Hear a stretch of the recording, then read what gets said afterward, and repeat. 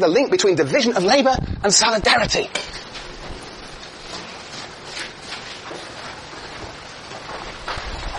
I'm on, right? Yeah. He thinks that as the individual becomes more and more independent, Right, so it's a solidarity based on interdependence, what he calls complementary differences. And what is his prime example in chapter 1? Marriage. The relationship between man and woman in marriage. Right. But there is a what division of labour? A gender division of labour. And he says what? He says men do certain things and women do others, and they feel complementarity, a unity of complementarity, a unity based on interdependence. Yes, Matthew? The impression I got from Durkheim was that it was more of not so much a gender division of labour, but a sexual division of labour. So he conflates the idea of sex and gender. Well, you are a sophisticated young theorist. Oh, whoa. Conflates gender and sexuality. I wonder what Durkheim would say to that. Yes. Oh, yes, indeed. Yes, indeed. Interesting. Well, what does he say? Let's read. Page? What page are you on? I don't know what page I'm on. All right. Well, I'm on page 16. Okay. Page 16. Let's start at the beginning of that section number 2. Everybody knows that we like what resembles us. Those who think and feel as we do. We always like the people who resemble us, he says. But the opposite phenomenon is no less frequently encountered. Very often we happen to feel drawn to people who do not resemble us, precisely because they do not do so. Yes. And so if you go on to page 17, if you go down to the bottom of the page, 2, 4, 6, 7 lines from the bottom, he says there, it is because men and women differ from one another that they seek out one another with such passion. However, as in the previous case, it is not purely and simply contrast that causes reciprocal feelings to arise. Only those differences that are assumed and that complement one another possess this power. Only those differences that are assumed and that complement one another can assume this power. So we have to be enjoined on the basis of complementary differences. And so what does he say about men and women on the next pages 18 and 19 and 20? About what are the differences between men and women that make them so wonderfully complementary? Is it their sexual organs, Matthew? Not entirely. Not entirely. Brain size? Well, that's an effect. Brain size, that's right. Yeah, that's his biological moment. Yes. But what does the faculty... Yeah, who are you? Angelica, huh? Yes, but what sort of labour? That's right. What sort of labour do men and women specialise in, according to Durkheim? Men specialise in intellectual and scientific activities, and women specialise in... Affective. You're guessing, Katie. Oh, it was you. Tracy. I was reading it on page 20. Oh, well, where are you reading it? Let's hear it. The woman had long withdrawn. Where are you? On the bottom of 20. The bottom of 20. What line from the bottom? 2, 4, 8. I don't know. It's like 4 paragraphs. It's the last paragraph, like 4th line from the top of the last paragraph. 4th line from the top of the last paragraph. Do you think you can read it out so that Sienna can hear you over there, Tracy? Oh, the woman had long... No, really loud. The woman had long withdrawn from warfare and public affairs and has centered her existence entirely... No, you're mumbling again. Okay, sorry. That's pretty loud. You know, you're fulfilling these female characteristics. Speak loud! Oh, okay, so you're... Very good. Go on, Tracy, let's hear you. The woman had long withdrawn from warfare and public affairs and had centered her existence entirely around the family. Very good. Go on. Since then, her role has become even more specialized. Go on. Nowadays, among civilized people, the woman leads an existence entirely different from the men. Go on. It might be said that the 2 great functions of psychological life... Psychological, not sexual. Okay, psychological life. Go on. ...have become as if disassociated from each other.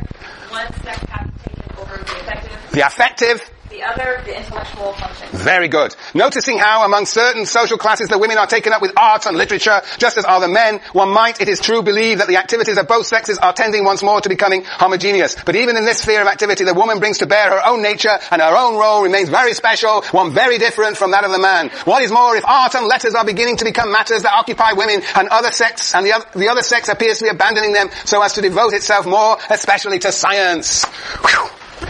So here we have it. There is the Victorian perspective, you might say, that women are to specialise in arts and letters and the affective. Men are to specialise in the science and intellectual activities. Now, you may think this is very Victorian, but of course there's a lot of feminism that makes a very similar sort of argument. I don't know if anybody reads any feminism anymore.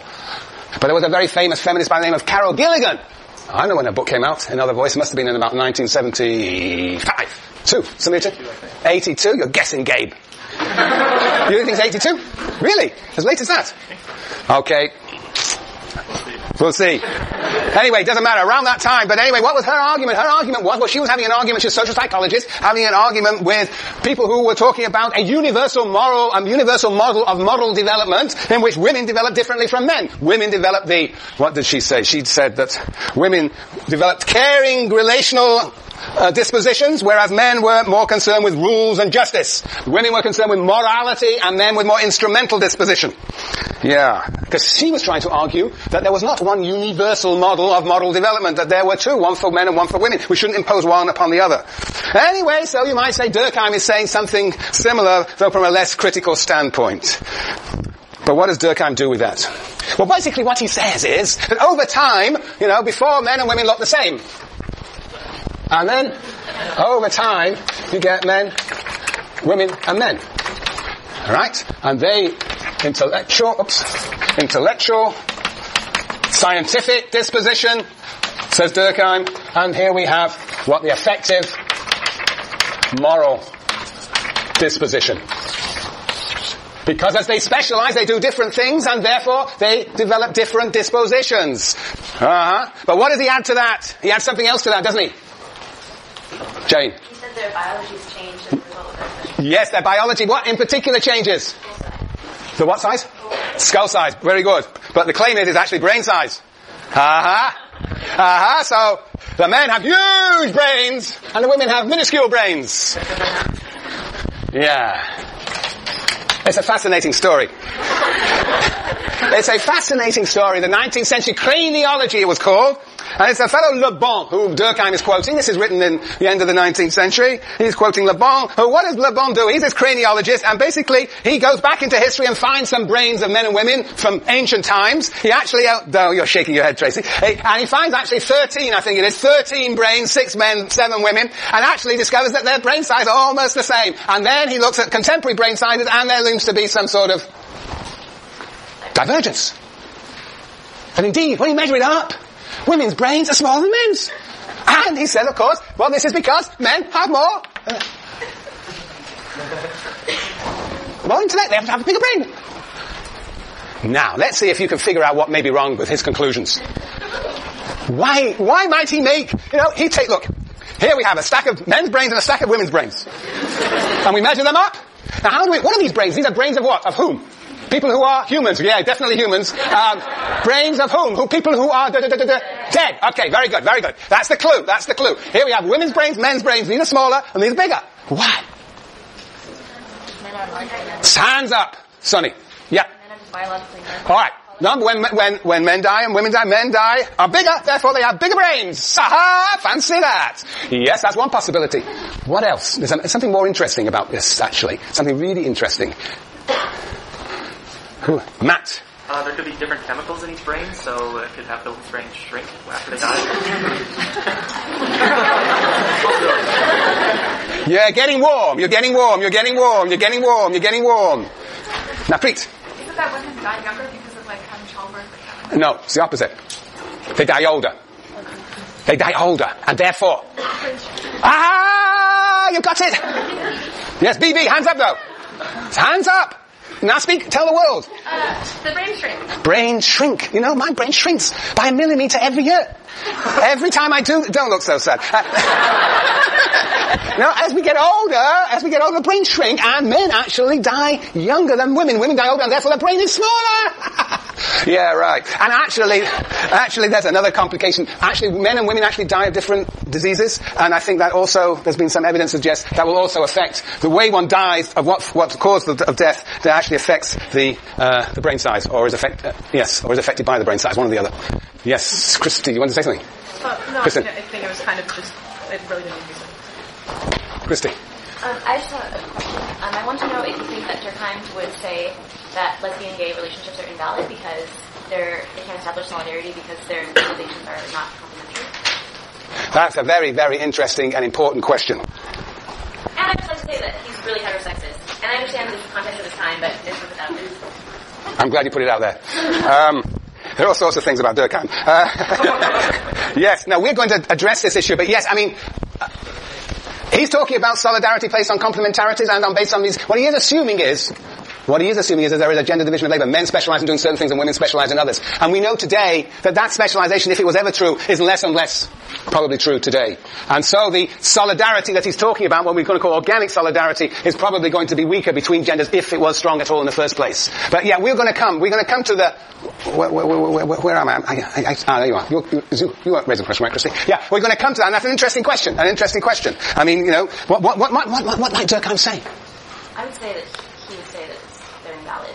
They're invalid. Or that they don't exist because obviously you can't have solidarity if you don't have specialization in the system. Well, no, but you see what we're going to see is there are two types of solidarity.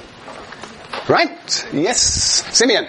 But even the whole argument about the brain size is assuming that a smaller brain somehow is less intellectually inclined than a bigger one, right? I mean, the whole argument is based on this huge assumption that Yeah, it's not based on anything actually. It's totally unimportant if you want to know the truth. This is a consequence. And you know, we can forget about all this. What is important is this. What is important is this, and the claim is that if men and women specialize in doing different things, then they will actually develop different characteristics. And I don't think this is a 19th century add-on. And you know, like all great theorists, they are victims of their time as well as transcend the time. So actually Durkheim, in talking about Le Bon craniology, we now know better. Hopefully, some of us. And we can scratch this, but the argument, in a sense, still stays the same. If you specialize, you develop specific types of traits. Now, of course, that gender specialization is eroding, but that's another issue altogether. So this whole argument about brain size, I only presented to show how irrelevant it is to Durkheim's argument. It's like Adam Smith. Do you remember what Adam Smith had to say? Do you remember anything about Adam Smith and how he was, in a sense, a victim of his age? 10,000 naked savages. But still we're reading Adam Smith, even though he's 18th century. You know, the great theorist is a person who is, on the one hand, inescapably part of the period in which he or she lives, but also transcends that period. Those naked savages were not central, actually, to Adam Smith's arguments. We can develop things from it without reference to it, just as we do not need to get distracted by this craniology. That is all I wanted to emphasize here. But there was another question on the floor, is about same-sex marriage. And what would Durkheim say about same-sex marriage? Can it be solidary or not? Yes. Yes, Alex. Us. Yeah, I think so. Because if you look on, like, for example, many gays or lesbians, one is like very like feminine or female, and the other is like really masculine. Oh, you're on dangerous ground. But okay, very good. Very brave. Yes. Well, when we get to McKinnon, she's going to make some sort of argument equally controversial. All right, one argument is to make the claim that, in fact, even when you have same-sex marriage, there are the parallel of male and female. That would be one way that Durkheim could respond. Another way, Ian. He said that solidarity is like we get together with people who like don't resemble us, but at the same time we could get together with people who do resemble us. Very good. Do you get it? No, Karen. Yes. What Ian said is that there are two types of solidarity. One type of interdependence, which is what he's talking about here about men and women. But if we only talk about same-sex marriage, or even one could argue marriage between men and women, heterosexual marriage, that the solidarity that is the foundation of such marriage is not of interdependence, but of similarity. That we are similar. So that's another way that Durkheim could get around that. Yes. Okay, Claudette. I just wonder what Durkheim would feel about the science of sociology that's created is now dominated by women. Like how he would... yeah, because he would think it would be very effective in moral sociology. I don't know, yes, no. Yeah, look, yes. Indeed. Well, what would he think? That's a very interesting question. He probably would attribute the malaise of sociology to the dominance of women. It's less scientific because there's too many women around. I don't know. Sometimes it's not altogether fair to ask the guy. You know, he's right. This is now 1893 that he's writing this. But yes, an interesting question. Anyway, and of course one has to recognize anyhow that the gender division of labour has been transformed, the last 50 years anyhow. So you have to rethink the entire scheme, as we will do when we talk more deeply. Yes, Juliana. I think the main problem is he has a theory that different characters in different roles as we specialize complement one another because they're different, or complement one another because they're the same. And then the problem is when he goes to substantiate that claim, he uses this gender role. He uses the science of the time to try to prove, and then now today that science is flawed, and all the exceptions to it. Right. So he just needs, if he could go back in time and find another example. Yeah, he needs a better example, but he needs better data. He could actually use sociological data rather than craniological data. Right? I mean, and he could see whether women were specializing in things and men were specializing in other things, and whether they developed attitudes correspondingly.